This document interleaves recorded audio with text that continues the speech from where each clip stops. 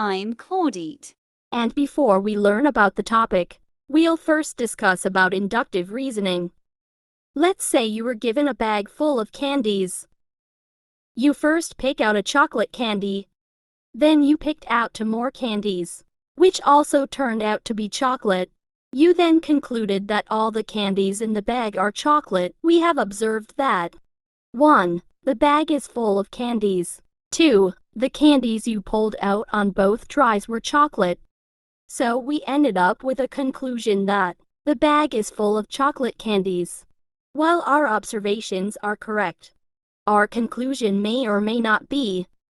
There are still chances that there might be other flavored candies in the bag. That is what inductive reasoning is. It is logically true, but not definitely true. This reasoning is frequently used in mathematics. By observing a pattern in a situation, we come up with a general conclusion. This conclusion we arrive at is called conjecture. Conjecture is a hypothesis that has not yet been proven.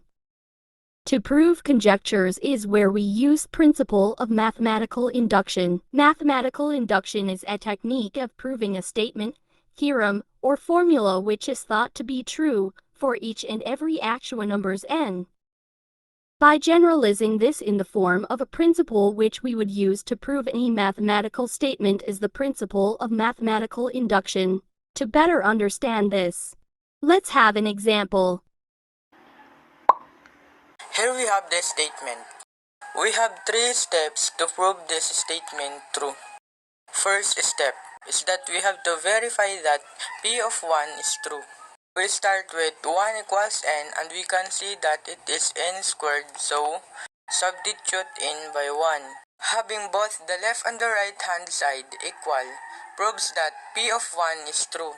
Second step, we assume that the given statement P of n is also true for n equals k. So from this, we assume that this is true. Now, to the third step, we prove that P of k plus 1 is also true. So far, we have assumed 1 plus 3 plus 5 plus up to the quantity of 2k minus 1 is equal to n squared is true. Now, we check if it will also be true for P of k plus 1. Now, how do we simplify this? Notice how these two are the same. We know that 1 plus 3 plus 5 plus up to the quantity of 2k minus 1 equals to k squared. We can have this as k squared. What is left is to solve both sides. First, those inside the parentheses, distribute 2, solve and we'll get. The left and the right hand side are the same. We've proved that the result is also true for P of k plus 1. So, by mathematical induction, this statement is true.